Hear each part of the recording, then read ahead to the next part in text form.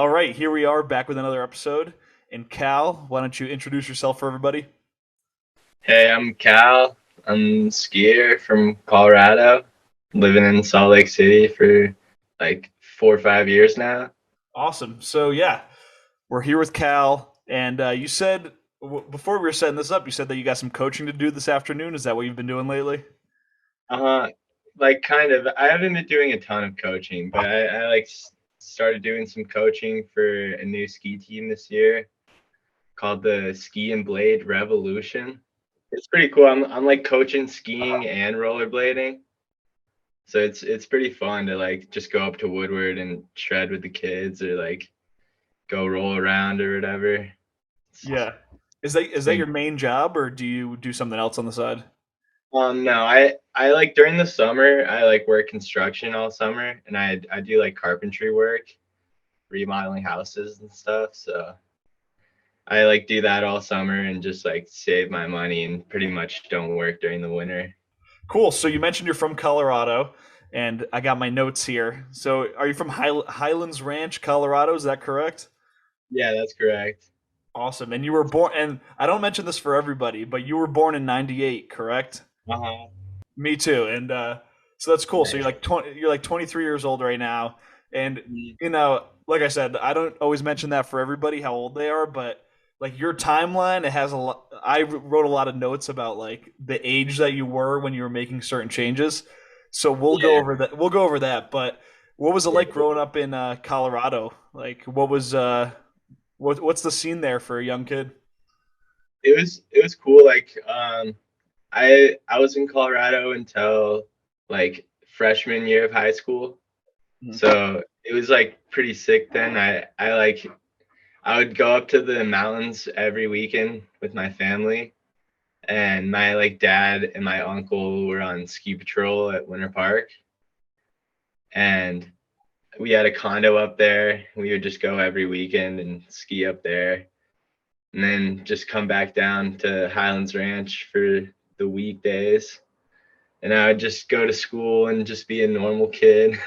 But yeah, I like always like ever since I was like probably like in elementary school, I was like, I'm gonna be a skier. Like, and I like even just like at my house when I was little, like I had a trampoline and I would just like bounce on my trampoline every day after school and like religiously and and like I had some rollerblades back then too, and I like built a little PVC rail in my front yard, and I would just do switch ups on it like every day after school. I would get out of school, just get home, put on a tall tee and the skull candy icons, and just like bust switch ups. Like Yeah.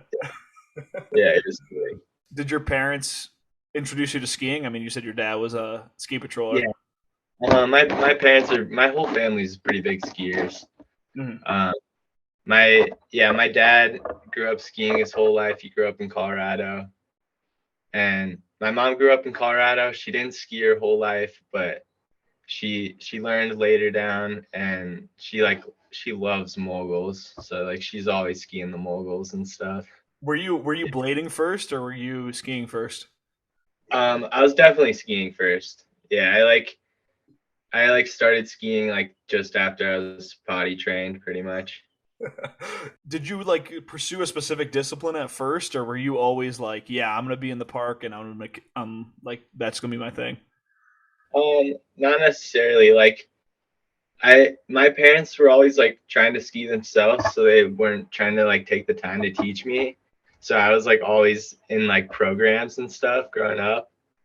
And I did like ski school for a while and just kind of learned like how to ski.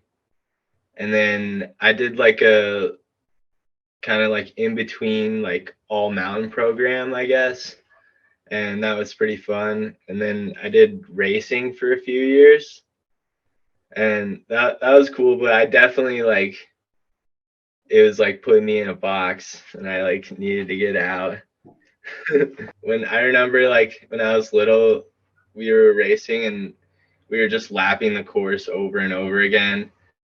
And me and my friends would like accidentally drop our poles off the lift and be like, oh shit, like now we got to ski the run underneath the chairlift instead of the race course, and we would always do that. And just I remember one time we like clicked off our skis and our coach was like, what the, or like we clicked off one of our skis and our coach was just like, what the fuck, like that you can't just drop your ski, like.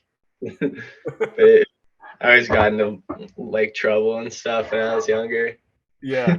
So what made Yeah, what made you make the transition to getting into the park? Were there some like older kids at the mountain or anything, or was it just you and your buds? I like I always really liked going to the park.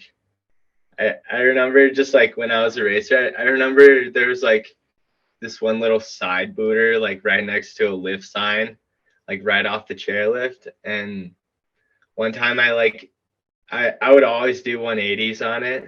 And then one day I landed the three on it and I was like so hyped.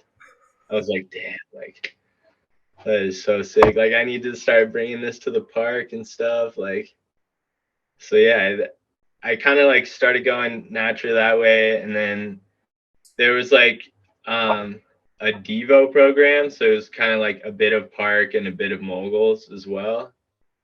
So I did that for a while, and I also snowboarded too.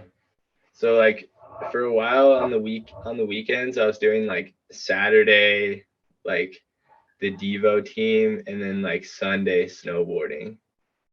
So like I would like go ski moguls or do some park laps maybe, and then like go snowboard on Sunday. Kind of the same like thing with moguls. I didn't really like it, or like I I didn't like the moguls really. I liked catching air, and I didn't really like the box that they were trying to put you in. Also, like to like do any sort of like flip or something, you had to get qualified and you had to do 100 backflips, or like for whatever flip you wanted to do, you had to do 100 in front of the coach on the water ramps, and then you had to do 100 on snow in front of the coach, and then you were qualified and you were like allowed to do it. And I was like, that's bullshit. And I remember there's like this one comp, and I just like I was like, all right, I'm either gonna do like a seven or a backflip, and I was like too scared to do the seven at the time, so I was like, "Where? I'll just do the backflip." And I like stomped it, and everyone was like so stoked. And then I remember there was just like this guy at the bottom, and it's like, "Yo, like you're not qualified. You're not allowed to do that." And like, and I remember like at the awards, it was so funny. Like they had like a big like meeting about how like no one should be like trying backflips unless they're certified, because like you can get so injured and stuff. And like I don't know, it was pretty funny. It was cool to just like stomp it and just be like, yeah, whatever. Damn. So how old was that you were like actually competing in moguls? um I don't know, maybe like 13, 14 maybe, Yeah. or younger than that actually, probably like I don't know, like 10, 11, 12 maybe. So what made you actually like just take the leap and just completely cut out everything other than park? I just like I always liked snowboarding and stuff, and I thought it was really cool. I just like wasn't very good at it compared to my skis, and I was like, "Word, I can do way more stuff on my skis." So gonna keep doing that, and then yeah, I just like had enough of the moguls and like just wanted to do the park. And Dude, I also remember like telling one of my mogul coaches, I was like, "Yeah, like I'm gonna just go ski the park, like whatever," and like that I was gonna join the park team or whatever. And he was like, "Oh, like you're not good enough for the park team or something." And I was just like, "Oh, it like spied me." I was like, "Word, like I'm gonna show this guy, like I'm gonna get on the park team and do good or whatever." But yeah, it was funny. yeah. What'd your parents think of that too? Because they've been skiing for so long. Were they like super traditional? Like, now you got to stick with this, or were they down for you trying something new? they were like super down with me like doing whatever I want, but they wanted me to like do racing for a bit and like get my like actually learn how to use my edges and stuff. And I'm like pretty thankful for that. I feel like my skiing wouldn't be where it's at now if I didn't have those like foundation skills. Yeah, that's cool, man. And Yeah. so this is where like I started piecing together my own timeline. I went to your YouTube channel, and I don't know if you know this, but the description on your YouTube channel, the one that you got to write, it Yeah. you said it says Cal Carson, 14-year-old free ski athlete, skier for Winter Park free ski team, shooting to make the X Games and 2018 Pyeongchang Olympics in South Korea. Do you remember feeling that way and wanting to go to the Olympics? Kind of. But I don't know. My dad would just like write that, or he'd be like, "Put that in your thing." I'd be like, "Oh, all right." Like, but no, I don't. I like definitely really liked competing when I did it, and it was super fun.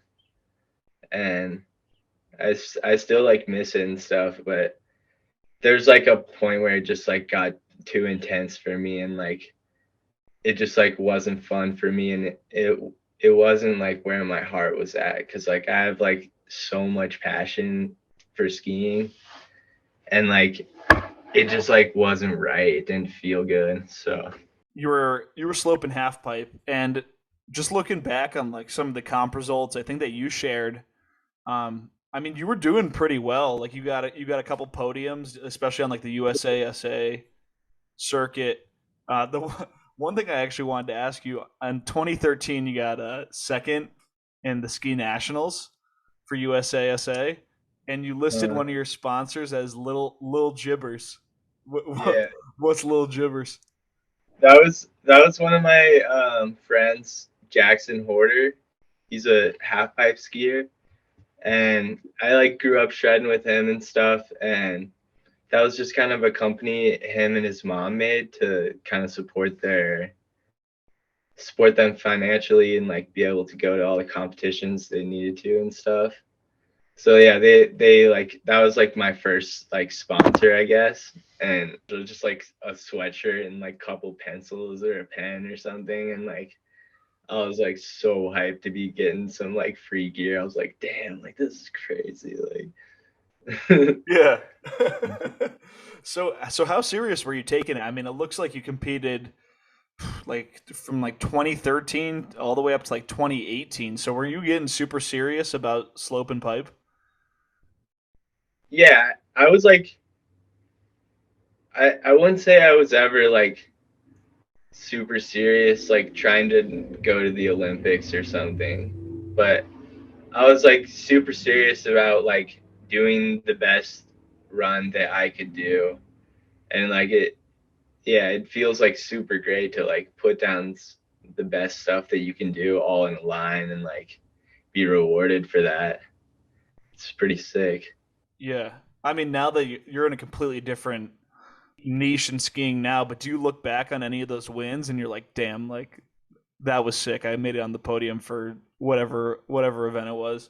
Not really. You're just like, yeah, whatever. Yeah, I don't look back at any of them really. Maybe no, not really. Yeah. That's funny, dude. So I was looking at your edits. I feel like painted a better picture of like the trajectory you're on rather Uh, than like the comp results. I mean, comp results are whatever. And like you said, you weren't even yeah. really that into it, but it looks like so you were going to Windells as like a like a 14, 15, 16-year old. Is that right? Uh-huh. What was that like for you? Like Yeah, getting to ski all the way into June. that summer was awesome actually. Jackson Horder again. His family were sold their house and bought a camper, and they were out in Hood for like all of summer. So they invited me to come out for like a month or so. So I like went out and just got to ski like every day, and it was so sick. It was super fun. And then also and that was just all like skiing the public park during the summer or whatever. And then like towards the end of that, my winter park ski team that I was on, they like had a week. They were coming out for a week for the Windells park, and I met up with them and skied with all them too. So Yeah. that summer was awesome. Got a ton of skiing. Yeah. That's super sick. So, I mean, by that point, you're in high school. So, are you still living in Colorado? Like, what was your high school like? Did you go to an academy or were you a public school kid? Um, so I went to just normal high school, or I didn't. Yeah, I went to like I did my first quarter or something of like normal high school, and then I tried to do online school, and I like didn't really do that good at it. I would literally always just like have like one tab of the new schoolers, one tab of the school, and I would be like watching edits all day. But it wasn't. I like need more of like a environment to like be focused for me, and it was like really hard for me. So that didn't like work too well. Um, I ended up I like I had tons of school left, and it was like everything has to be due like within a month or something. And I just like gave up on my math class and like took a F for the math class, and then I like went back to summer school the next summer and like got an A in it. But like it was funny. It was hard, and so yeah, I like struggled with that a lot, and I like really wanted to like pursue this skiing stuff, and like it was like really hard for me to be like missing so much school and like trying to like make up all these assignments and stuff. And my parents one day like came up to me and they're like, "Yeah, like there's this school in Utah called the Winter School, and they do their whole like school year during the summer, and then you have the winter to ski." And I was like, "Wow, like that sounds awesome. Like sign me up." Like, yeah, so I got signed up for school, and I remember I had to retake freshman year of high school to get into the school because there like weren't enough spots in the sophomore year, and like if I didn't retake it, then like the spot would have filled up or whatever. So I just had to retake my freshman year to get into the school. But it was awesome. It was I like I lived with host families for like 3 or 4 years going to school. So I would just like live with either just like one of my friends who went to the school also and live with his family, or like just some random people kind of. But yeah, that was kind of interesting and cool though. Yeah. I mean, how'd you feel about having to take 5 years of high school, even though you didn't really like school that much? um yeah, it wasn't ideal, but I would say I would rather do that and like have the winters off than like just keep than do 4 years and not have the winters off. Yeah. And at any point, were you thinking about going to college, or were you like, nah, once I'm done with school, I'm skiing? um, I don't know. I kind of always thought that my parents were gonna like make me go to college or something, and then like when I graduated, my mom was like, "Yeah, like you don't have to go to college," and I was like, "Oh, word! Like I'm not gonna go then." Yeah.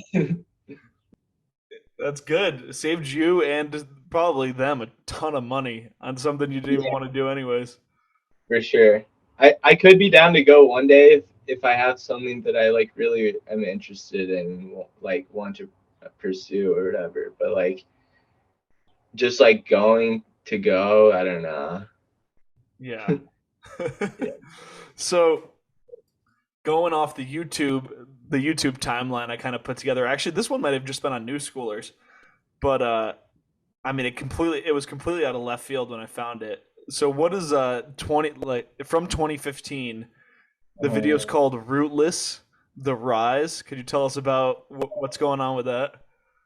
yeah, so like that was kind of me and my buddies like first attempt to like put a crew together of skiers to go try to hit some spots and stuff. And we just kind of like had all our friends and we were like, all right, let's make a crew. Like, what do we name it? And we were kind of all from different places, and we all kind of came to Park City and met up and stuff. So we were like, all right, we're the Rootless Crew. And yeah, we like filmed like maybe like 2 edits that year and like filmed some street too. I don't think we like made a street video really because most people like didn't have enough clips, but I like made a little like street part from that year. Yeah. So do you remember who was in that video? Because there's some big names that like are still around. Uh-huh. Yeah, like A Hall was in it, Dakota, um, Ryan McElman, Nate Maselli, Benji Garcias, Jack Severson. Trying to think, Joe Lauer, of course. Yeah, I don't know. Sorry if I'm missing anybody, Yeah, but I mean that sounds about right from what I remember. I don't have everybody written down, but I thought that was this is sick. Like, because I don't know. I haven't heard any of you guys ever talk about it, but you were all like a mini crew for a year or two. yeah, and yeah, we had a filmer too, Cam Thuman. He was like really nice with the glide cam and stuff, and he was filming all of us. So yeah, that was pretty cool, and it was kind of like a failed attempt. So or like we like got a crew together, but we didn't really do anything, and then we were all like, competing so much that we didn't really have any time to do anything too.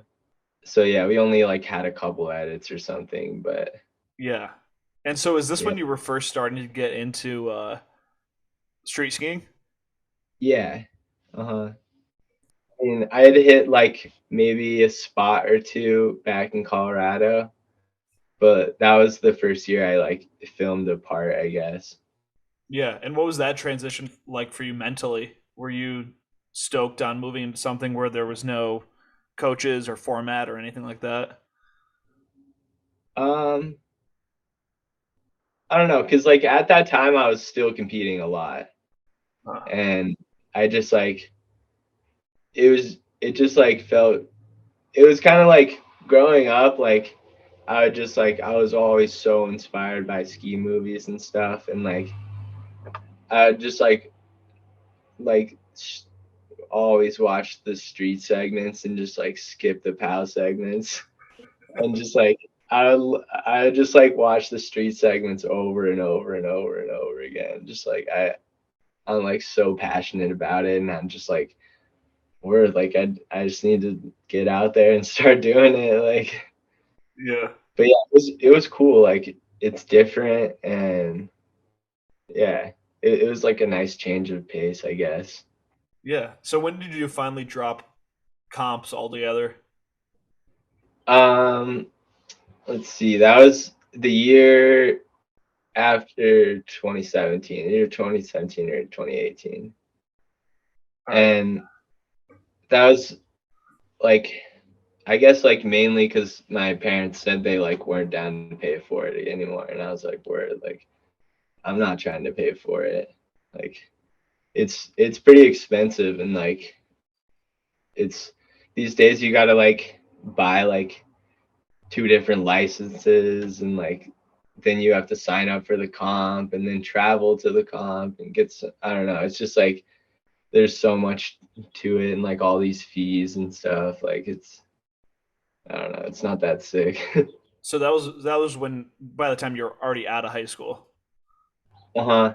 Yeah. Yeah, I was out of high school and I had like one last year of competing, and I did some like Grand Prix, and I also went to Europe and did a comp in Austria and a comp in Andorra. Oh, sick. That was awesome. Yeah. Super expensive though, right? Yeah, no, that was like a graduation gift from my grandparents pretty much. Oh, that's Yeah, sick. yeah, it was awesome. Cool. So I mean, this is kind of where we start to enter like the more like the modern Cal era, if you want to call it something so official. So 2017, there's the Cal Carson Welcome to Vishnu edit. So how did you get linked up with Emmett and Vishnu? So like it was actually Parvis that hit me up. He's like a I don't think he does as much with Vishnu anymore, but he's a good homie. He used to do a bunch with it, and he just hit me up and he was like, "Yo, would you be interested in riding some Vishnus?" And the year before that, I was riding forefronts, and I think I was riding them for 2 years before that, also maybe.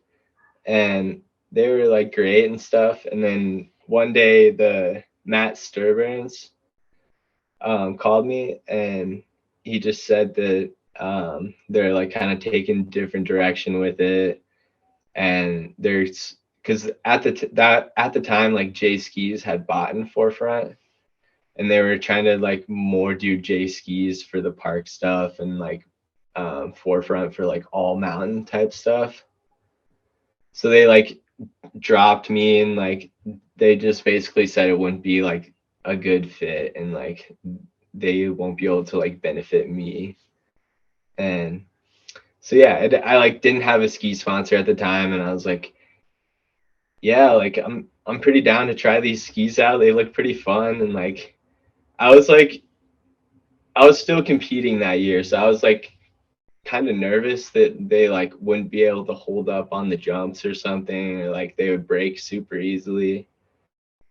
But so like at first I was like, yeah, like I'll ride them, but I'm gonna compete in a different ski or something. And then after I like rode them for like a month or two, I was like, I'm using these. Like these are sick. Like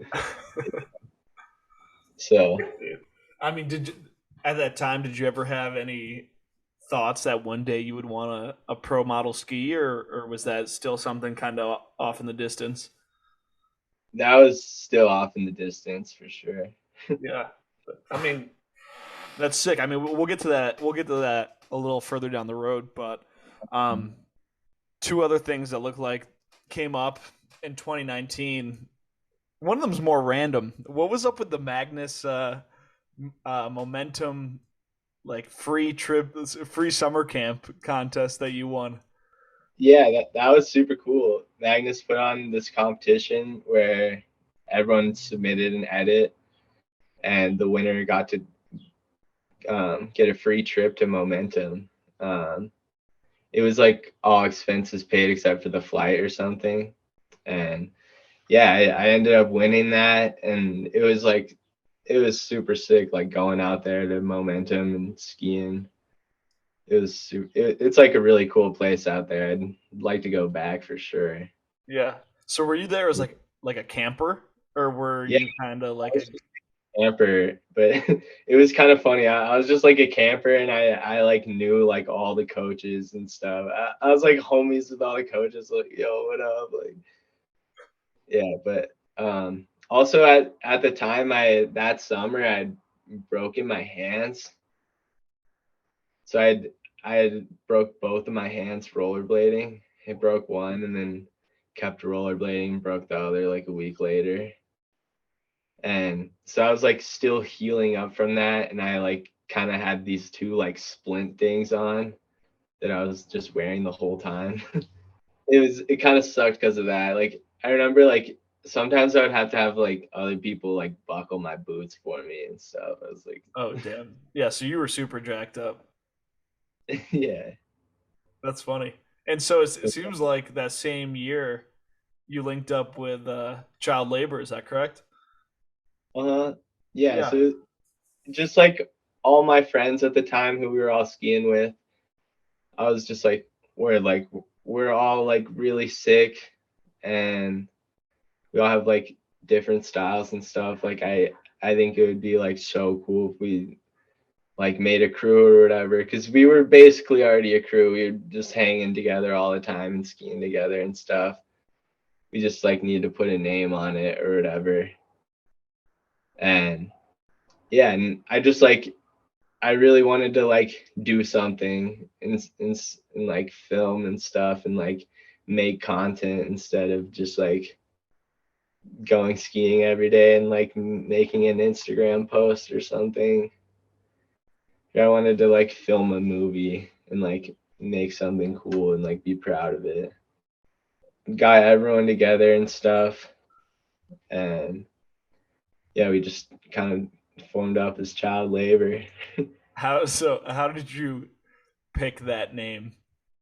So like the name, it it originally came from, we had this like camping spot up in the Uintas that we like to go to sometimes, and at the bottom of the like canyon or whatever, there's like this little burger joint, and they just have like kids working there basically. It's like a really small town. It's like probably their family, like a family owned business or something. But yeah, like every time we go, we're like, after camping, we're like, oh, we gotta hit the child labor restaurant, and like, and then like, yeah, like I don't know, we were like trying to think of names, and like someone was like, oh, like let's just name it like child labor after like the child labor restaurant, because like we're all like childs, like trying to like work hard or something. And we were like, yeah, like that sounds pretty good. Like,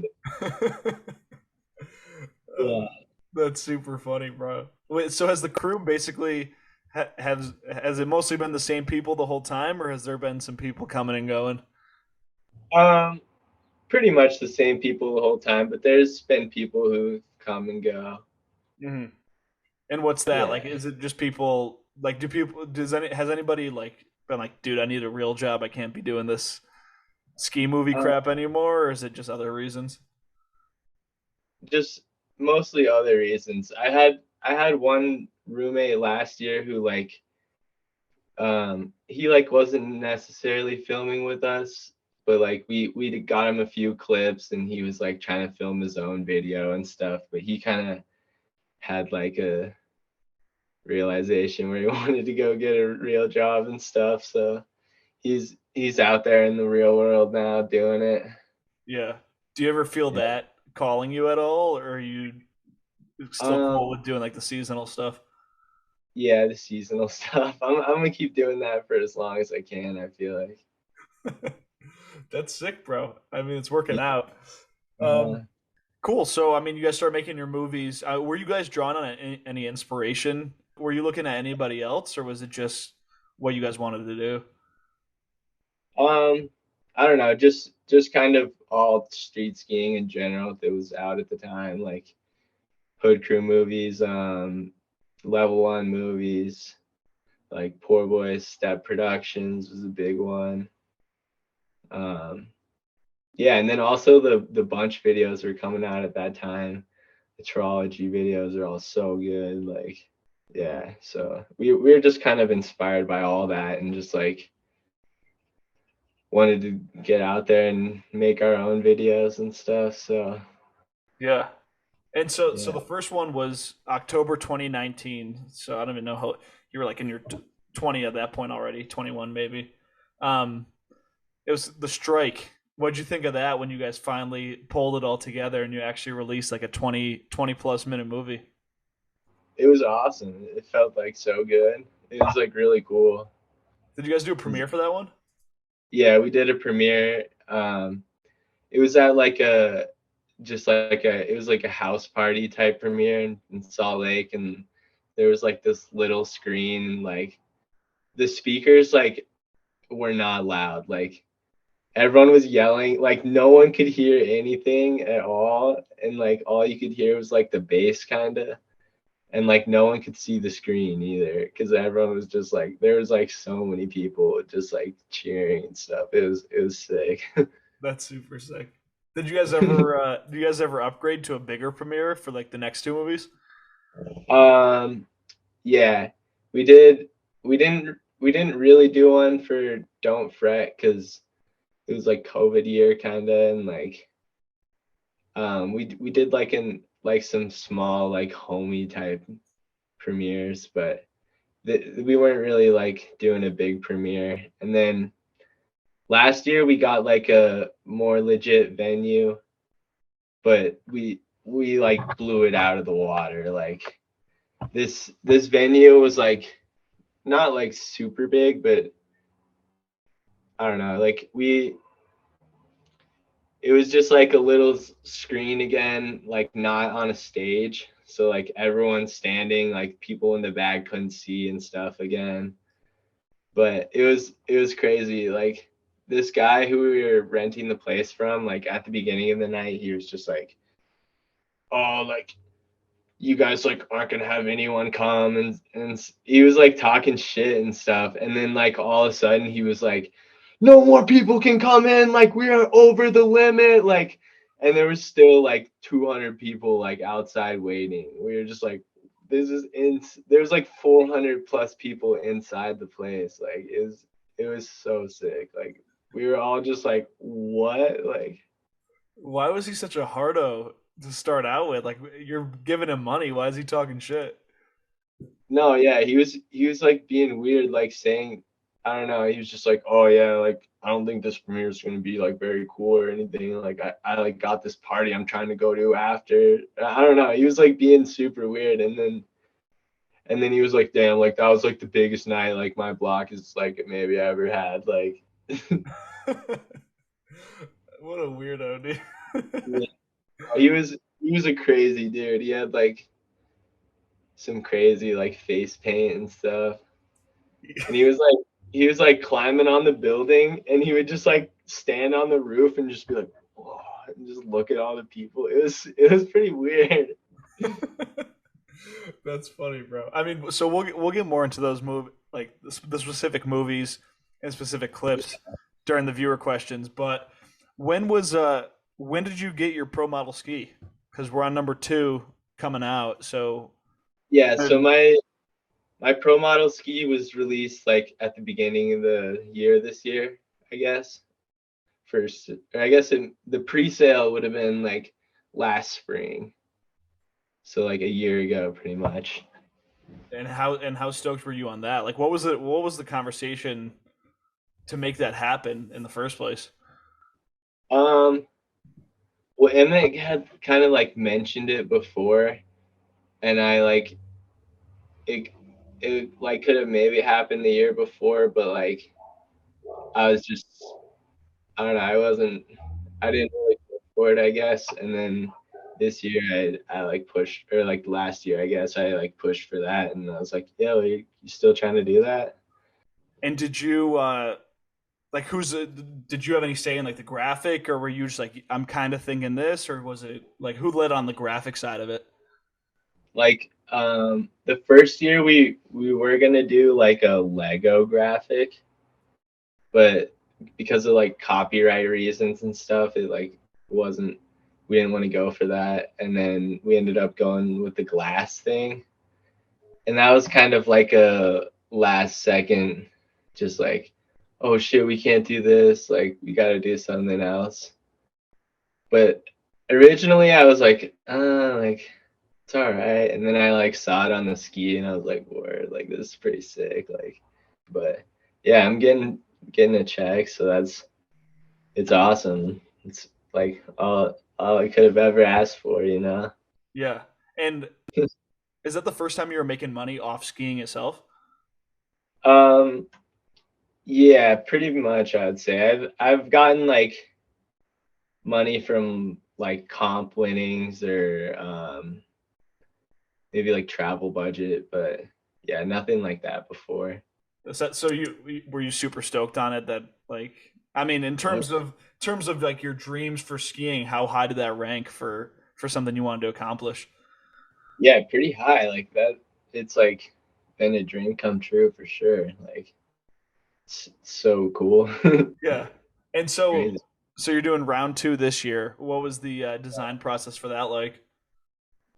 Um, so like I had this idea to do a different thing, and we were like working on it, and it just like didn't turn out very good, and I didn't really like it. So I was like, all right, like what other ideas do we have or whatever, and it showed me the spider webs and stuff, and I was like, Dang, like those are super sick. Like those are hard. So yeah, the spider webs are sick. I'm super stoked on those. Yeah. Have you just been out on the mountain and seen kids riding them without them coming up to you and you're just like, yo, that's my ski. That's wild. Yeah, no, it's pretty cool. It's pretty sick. Some kids are like embarrassed by it. They're like, "Oh, like I have your ski." I'm like, "Dude, like that's dope. Like that's sick. Like hell yeah." That's funny, dude. Like some kids. I mean, yeah, dude. You like they should be stoked on it, dude. You're the one. It's Yeah, your ski, and they get to meet you. That's awesome. yeah, for sure. It's so sick. That's awesome, bro. Well, I'm happy for you because that's super sick. So, I mean, you accomplished a lot. You guys are making your own movies, and you got your pro model ski. So Yeah. it's like, do you have your sights set on something else coming up, or or like where do you even go from that point? I don't know. I want to keep um making films Hmm. and yeah, just keep improving my skiing, I guess. Yeah, and You there's know. some. I mean, also a side thing going on that I kind of glossed over, but I mean, you're not fully done with competing because you've been in both the Steel City Showdowns. So what was it Yeah, like getting back into kind of a competitive mindset after taking a little break from it? it was awesome. I like still really like competing. I like still have like so much fun doing it.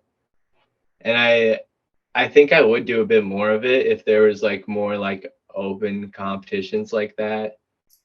But it's like I'm not about to sign up for the like even I think they got rid of it now, but they used to have the Aspen Open, and even when they had that, it like wasn't technically open. Like you had to like sign up for all these licenses and then you could like sign up or whatever. Like I don't know.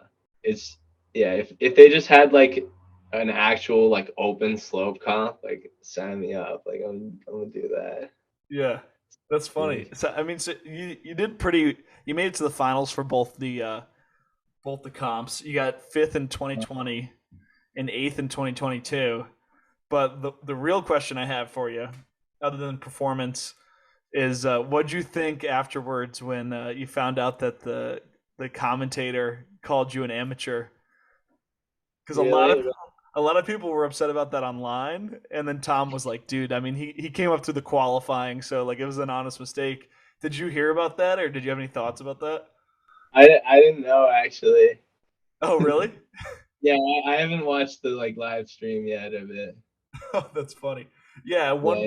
at one point in the finals, they're like, I don't remember the exact quote. It was really nothing. It was just like a passing thing. It's like, oh, Cal Carson, he's an amateur from so and so, and everyone on New School is like, what the fuck? He's not an amateur. Blah blah. They're freaking out, dude. And even when I was talking to Tom about it, I think he even mentioned he's like, yeah, we're sorry about that. It was like it was nothing, but we're still sorry about it. Yeah, that's funny. But like, would a comment like that upset you at all, or you just, or it's whatever? Yeah. I mean, yeah, just like a skier. Yeah, yeah. Yeah. That's how it goes. Like all these, everyone in the comments is always so much more heated about stuff than anyone involved with it. You know? Yeah, no Yeah. doubt. Yeah. All right. That's funny that I broke that news to you right here. Yeah. um, so let's get into the viewer questions. We'll start out with the first one that we've been doing. What's your hot take in skiing? Um, hot take in skiing. Um, helmets can look pretty sick. So you're down with the helmets. Yeah. I like that. That's a good hot take, dude, because a lot of people are saying, helmets keep you safe, but there's not a lot of people saying that, helmets actually look cool. Yeah. I think they can Yeah. for sure. Does it have to have the flap rim underneath? Um, for me, yes. Yeah. All right. Noza content. What's the No. highlight from the new child labor video for you? Highlight from the new child labor video. I would say um, for the viewers, I would say like so this winter we spent about a month in Minnesota, and one of my friends, uh, Blake, or most people know him as Brawlf, and his parents live out in Minnesota, and they just had bought this new house, and it's getting torn down now, but at the time they weren't living in it, and they just had this vacant house, and they said we could stay in it for a month and do whatever we want to it because they're tearing it down in the spring anyways.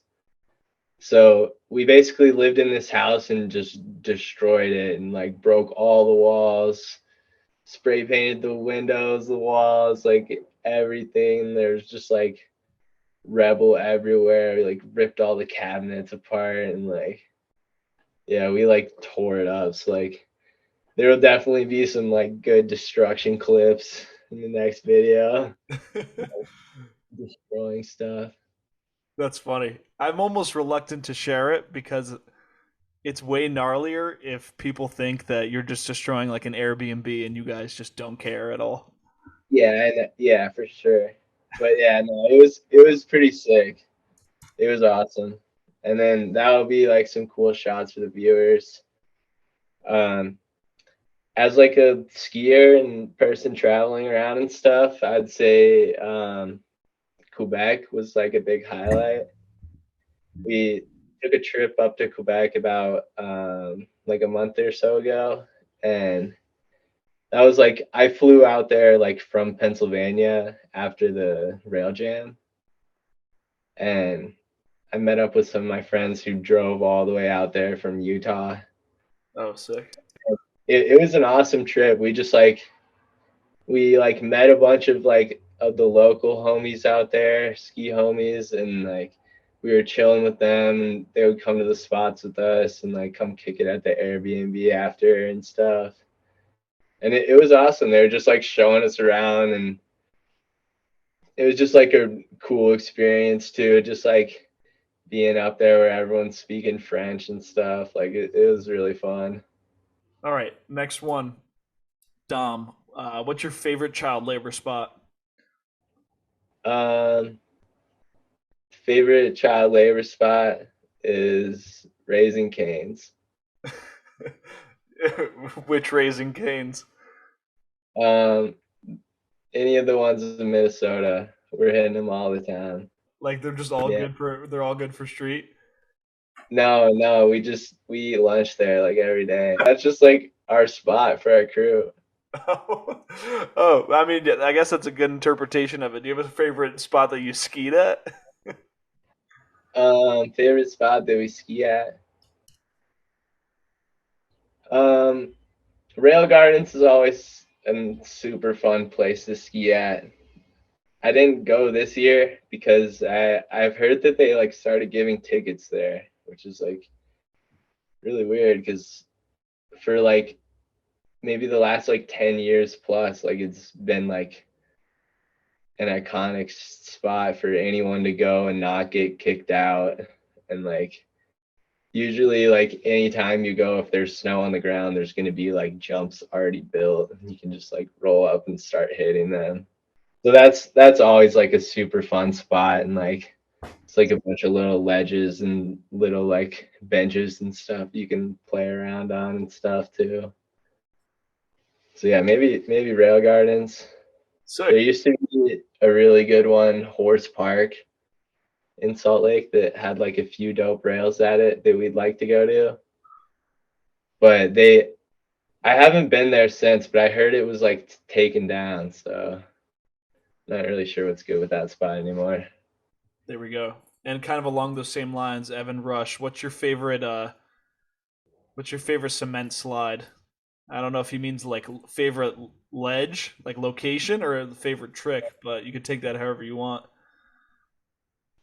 I did a pretty sweet one this year that's coming soon. And then I believe it's Don't Fret. There's like a really cool like sea ledge I hit went around this building, and that was like a really cool spot. I tried to hit this other really cool like C type ledge this year and just broke my jaw. Just wasn't able to get the clip.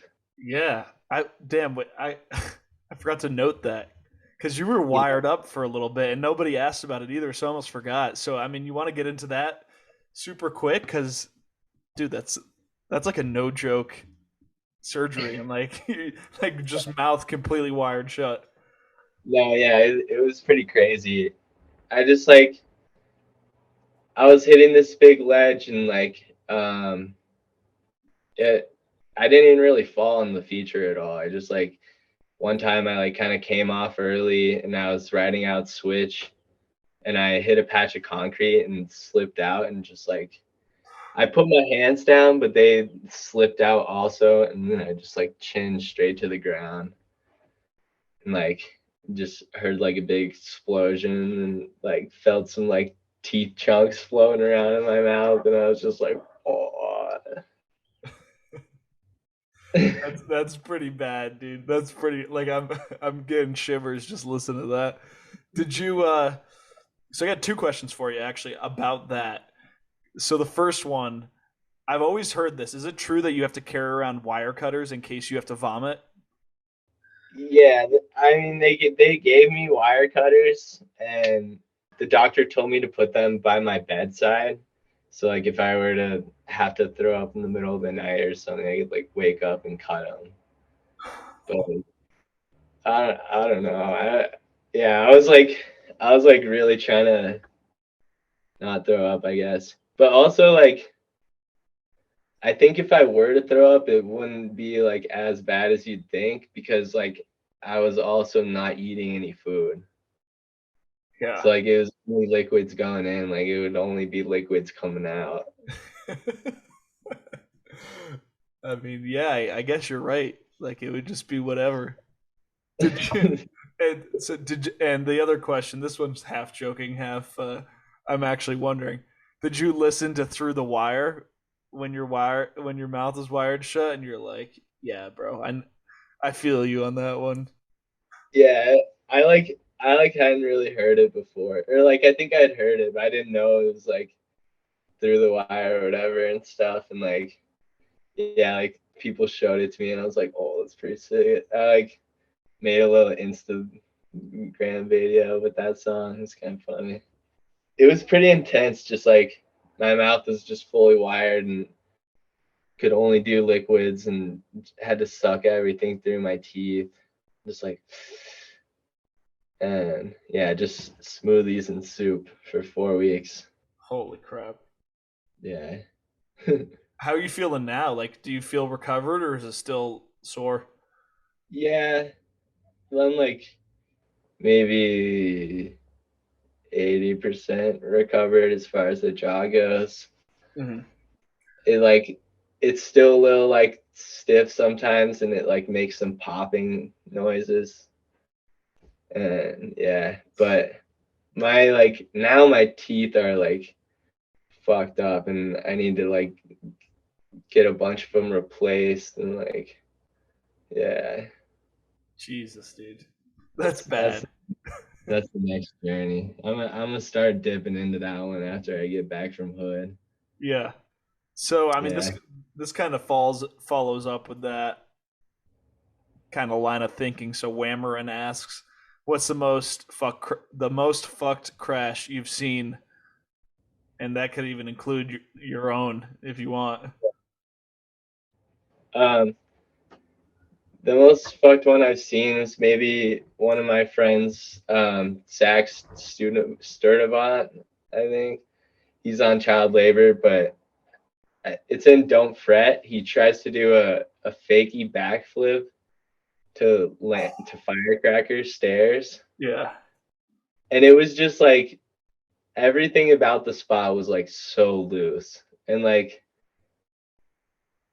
I don't know, we just like the first day we rolled up, he like claimed it and we were all just like, "What, dude? Like you're not gonna do that."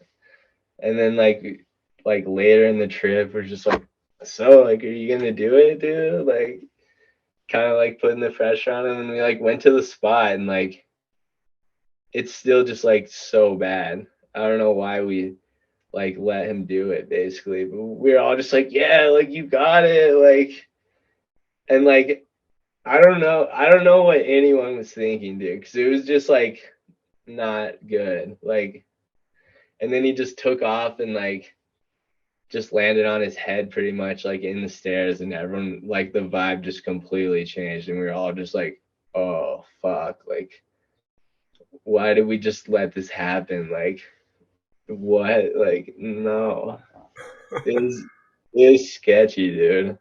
So what? I mean, if I remember the clip correctly, because I just watched it yesterday, it's Uh, basically like he just went. It was like an 8 foot drop, and he just fell backwards onto his head onto stairs, basically. yeah, pretty much. So did he get hurt? Um, I don't think he really did actually. I think he was like kind of chilling after it, but Bro, it was sketchy, dude. Like it threw off the vibe for sure, and like I don't know. how do you how do you toe that line between pushing people to try something that's like actually dangerous and then holding back and being like, nah, that's actually like too dangerous. Do you have that conflict at all, or are you always trying to push him? It's tough sometimes. I like for me, I feel like I usually try to base it based on like how confident the other person is. Like if they're like, yeah, like I got this, and then I'm just like, all right, like I believe you, dude. Like go for it. But if they're just kind of like, and then you're like, dude, like you can do it. I don't know. Like sometimes it's just not right. Yeah. Damn, dude. I'm just thinking about that crash. Like, shit can go so bad so fast. Yeah, for sure. All right, something more lighthearted. Whammerin also asked, "What's your favorite movie seg?" And I always add in or edit of all time. Shay Flynn, wait, Fire. fast definitions. Yep, Yeah, that one's a fire segment. that's a good one. All right, Adam asks, "Worst bust at a street spot." Um, so that was this year. I'm still dealing with it. It was back in December, and we were at this guy's house hitting this rail, and I hit it maybe like 15 times or something, like not that many, maybe 10 times or something.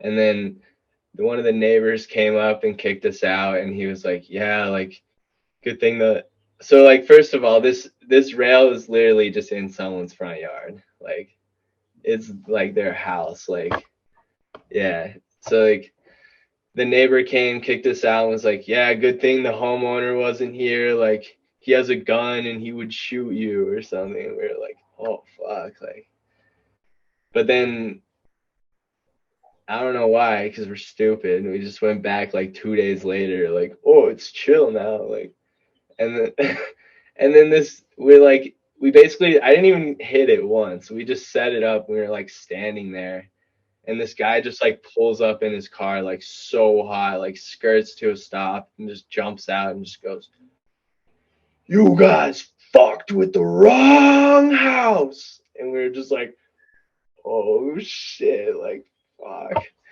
And we just like started to kind of like get our shit together and like try to get out of there. And like he was like trying to push us and fight us. He was like trying to get us to fight him so he could like shoot us or something. It was crazy, dude. And like yeah, he was like so pissed, dude. And he like stole one of our shovels. He was like swinging it around at us. He like tried to push my friend Sanch over like and smash his camera. He like saved it luckily.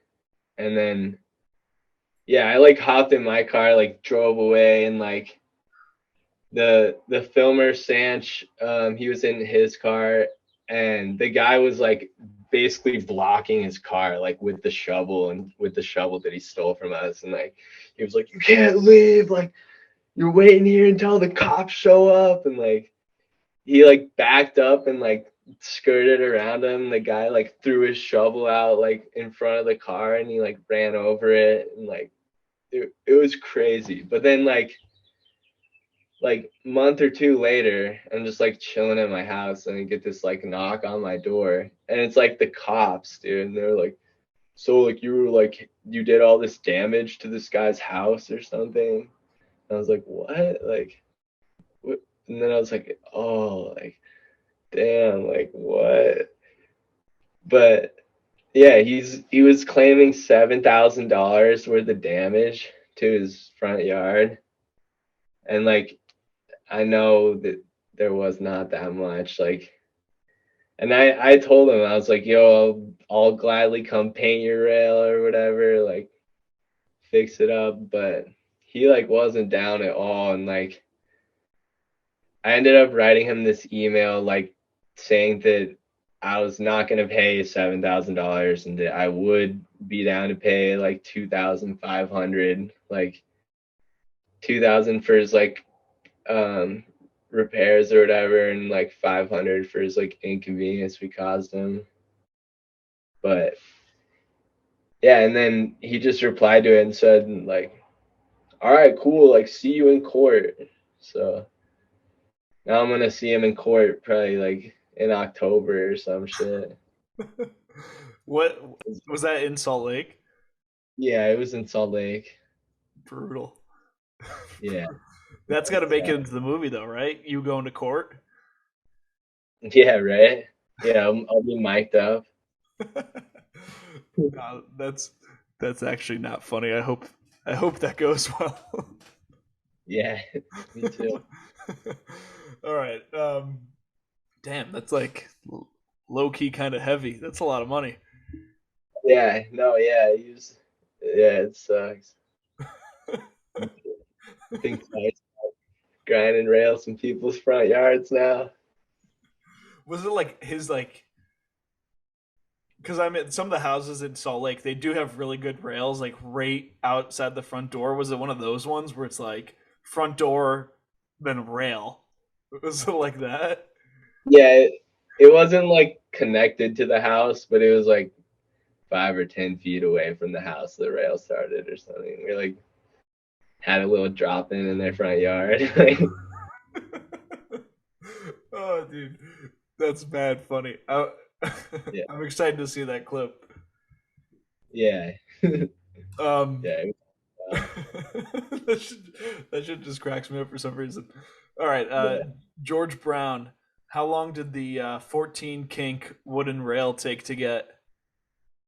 Um, it took a long time. It was a hard race. Um, I tried it like 2 different days. I think the first day I maybe tried like for like 4 or 5 hours, and the second day I tried for like 2 or 3 hours. But it was really tough because I'd say like total I got maybe like around 150 tries or something, and it was like really hard because it was like a long hike, and I was skating into the rail every time.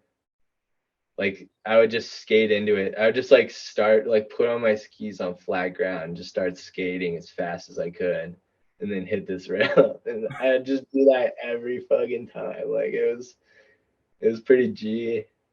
But yeah, it was so crazy when I made it. I just like it like wasn't even real life. I was just like I I did it like what? Like it Did you was even see like you could see in the clip, but did you see that van coming around the corner? Like, were you yeah. looking out for that thing while you were trying to get off the rail? Well, no, I like knew it was there, but I wasn't really like that concerned with it because I had like decent amount of outrun before the van or whatever. And like I remember I like landed it and I like looked at the dude in the van. I was like, "Oh yeah!" Like just like so hyped, and like he just I don't even think he like noticed at all. Like he was just like driving and just like I was like, oh dang, like you didn't see that shit, like. Do you guys always do natural speed, or are you ever like busting out the winch or like a drop in or something? um, we have a winch, but it's like it's usually broken, and like we built it ourselves, and it's like the the gears and the chain aren't lined up like perfectly straight. So like after just like a certain amount of hits, the chain just breaks every time. Yeah. But yeah, that doesn't really work that good. And yeah, so we have been doing like mostly natty speed stuff, and we have like some bungees, but we used a lot of bungees like the don't fret year and the strike year too, but I think we broke probably like six bungees the don't fret year or something. Like Mhm. all are just like because like the company's out of business now, and like all of them were made like 10 years ago or some shit, and they're all just like stretched out and like just breaking and stuff. So yeah, we don't really use those too much anymore. And this year we like built drop in ramps, and we were like bringing drop in ramps like everywhere. Do you have like a strong opinion about natty speed versus bringing in something like that, or do you not really care? Um, kind of, but not too much. Not as much as some people. I Hmm. think it's like really cool to hit a spot like natty speed or whatever. I think that's cool. But I also think like winches are sick, and it's like dope as fuck to go fast. But there is some like OD like just like when you're doing like when you're just jumping over a building, it's just like, dude, what? I don't know, dude. Like that's not that cool for me. Just like there's just like some stuff that just it's just like not. I don't know. It's like a stunt. It's not like a. I guess it's all stunts, but it's just not cool. I think it can be cool and it can be whack. Yeah. All right. Let's see. Got the long list. I'm trying to narrow it down a little bit. Um, Super Duper Cooper. What inspires your style? Just like ski edits and like rollerblading edits. I watch like a ton of rollerblading edits like as of like the last 3 years or so. Mm. And yeah, I love watching rollerblading. There's some pretty sick stuff that comes out.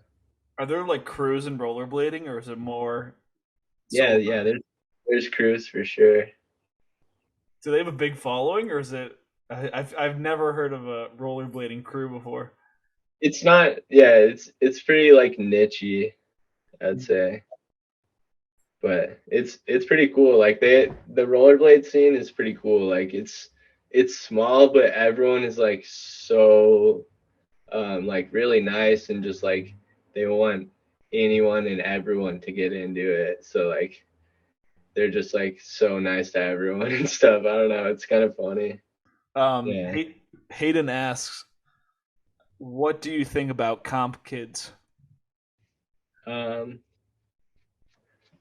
they're cool, I guess. Yeah. No, I don't have a problem with comp kids or anything. I was one myself. And yeah, no, comps are cool, but I definitely don't think it's cool when everyone just does a dub 10 safety. Yeah, got to keep it unique. I mean, is there anyone that you like their style in the comp scene? Yeah, I like always really like Ferdy skiing. Hmm. Ferdy is super sick, and um, there's probably some more too that I'm not thinking of right now. A is insane. He's like super steezy too.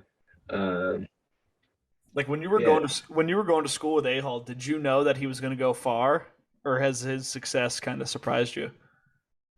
Um, no, I kind of knew. Yeah. He just he just like always like has been doing crazy shit. Like when we used to like water ramp, like he would be trying like he would just do like a dive off the ramp. Like just go off and just like fully dive like with his skis on. And he did like front flip to dive. And like I was like, what the fuck, dude? Like that's insane. It was crazy. Like when he would just like stop when he hit the water because his skis are just like That's funny, bro. All right, I'm gonna send you like the list of the random ones. I'll just DM it to you really quick, word. and then you can kind of pick and choose which one you're digging. Let's go. What brand of pants do you rock? I wear reevaluates. It's like a super good homie of mine. We grew up skiing together in Winter Park, and yeah, he's really doing it now. He's making all of his own stuff. He's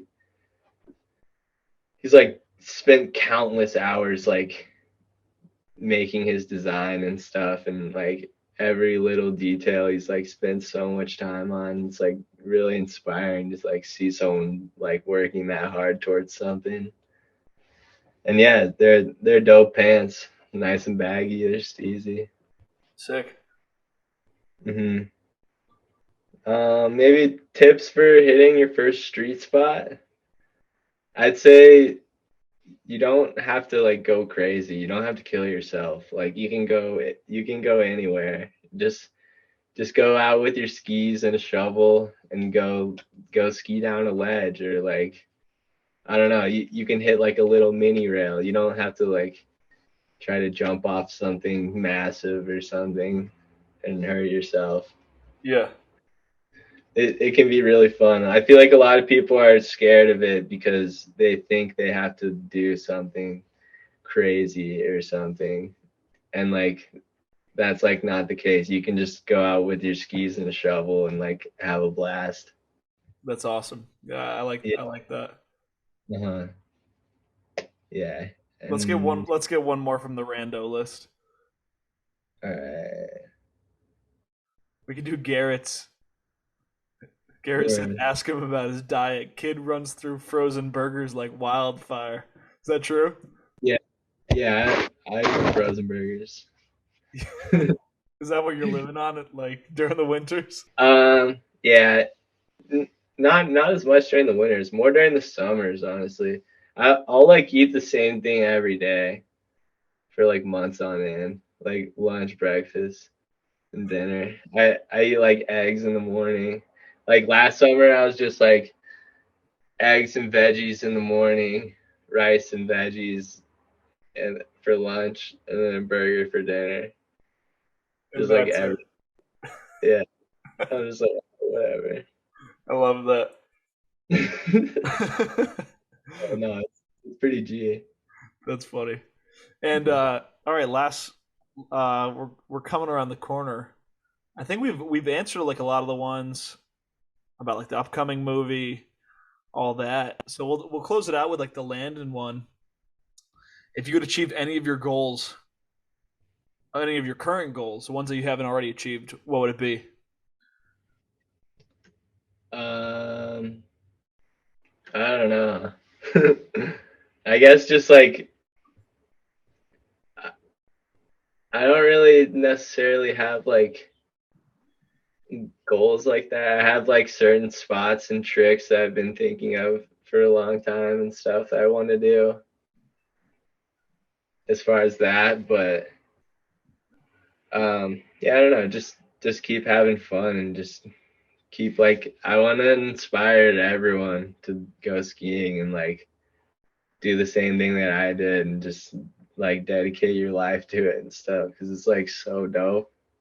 And Yeah, that's like the sickest shit ever when people like tell me that they're like mad inspired by me and stuff. Like it's like so cool. Like that's like all I could ever ask for and stuff. that's awesome. That's Yeah. super awesome. I mean, so we opened up with it, and so forgive me if I'm asking again, but could you see yourself doing more coaching in the future and like going down that route to make some more money within skiing itself? Yeah, possibly. I think, yeah, I think if I maybe like stop filming as much, then I would maybe do some more coaching. Cause yeah, it's like it's pretty easy and it's pretty fun. It's chill to just go up there and tell some kids to go for it. Yeah. It's cool. And like, yeah, I don't know, it helps you get better too. Like being able to explain someone something and stuff. And like be able to think about different ways to think about how to do something and stuff can like help open other doors and other parts of the trick vocabulary. Yeah. Cool, man. Yeah. Yeah. So I mean, so that's all I got. Is there anything you want to plug before we depart? I'll give a quick shout out to my sponsors. Yeah, we got Child Labor, Vishnu Free Ski, Arsenic Anywhere, ZipFit, Reevaluate, and Function Wear. There you Shout go. out. Thanks for supporting. And thank you to my parents for supporting me too. It's a huge help. They're so dope. I'm so thankful that they like support what I do and are stoked about it. And also just like all my friends that just make skiing what it is and we all just like have a blast together. Dude, that's awesome. And I mentioned earlier about the Little Jibbers sponsorship, but in that same year, you were thanking your parents then, and then a couple years later, you had an edit where you thanked them at the end of that, and you're still thanking them. So I think that that's awesome that you're giving them props whenever you can. For sure. Would Yeah, not be without them. Cal, thank you for coming on, dude. It was awesome to talk to you and get some insight into what's going on with child labor. So thank you very much. Yeah, for sure. Thank you for having me.